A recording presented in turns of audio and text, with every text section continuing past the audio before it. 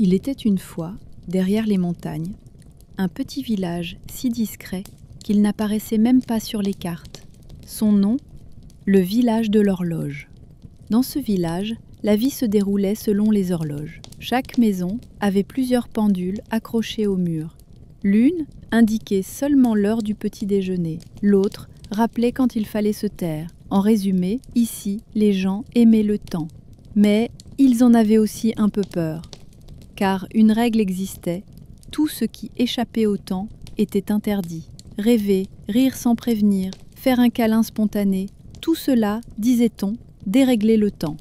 Mais dans ce village vivait une enfant différente. Son nom était Luna. Ses yeux semblaient toujours chercher un autre temps, ailleurs. Elle n'avait pas de montre, elle avait son cœur.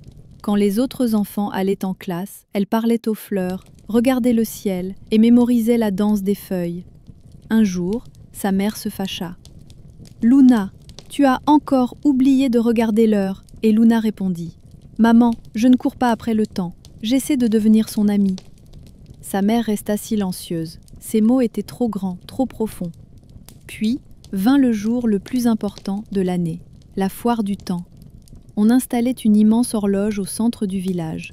Et dès que la première sonnerie retentissait, toute la vie du village s'alignait sur elle.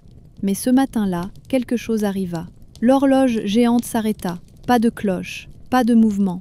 Les gens étaient perdus. Faut-il prendre le petit déjeuner ou attendre ?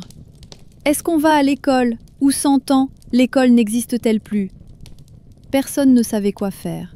Et c'est là que Luna s'avança. Sans montre, juste avec un cerf-volant. Elle entra au milieu de la foule et dit « Si le temps s'est arrêté, c'est peut-être qu'on devait s'arrêter aussi. » Les gens restèrent sans voix. Luna continua. « Aujourd'hui, pour rire, nous n'avons pas besoin d'une horloge. Rire, c'est maintenant. Jouer, c'est maintenant. Aimer, c'est maintenant. » Et elle laissa son cerf-volant s'envoler dans le ciel. Peu après, un autre enfant sourit, puis une femme, puis un grand-père, et bientôt tout le village. Pour la première fois, les gens oublièrent le temps.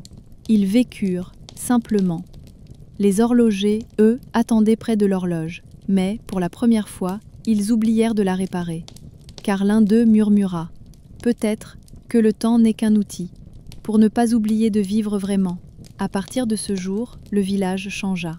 L'horloge géante ne fut plus jamais installée, mais personne n'était jamais en retard, car celui qui suit la voie de son cœur n'est jamais en retard. Luna grandit. Mais son nom ne fut jamais oublié. Chaque année, on célébrait désormais le jour 100 ans. Ce jour-là, chacun enlevait sa montre et faisait simplement ce que son cœur lui disait. Car Luna avait laissé une leçon derrière elle. Le temps passe toujours. Mais vivre, c'est ressentir chaque instant.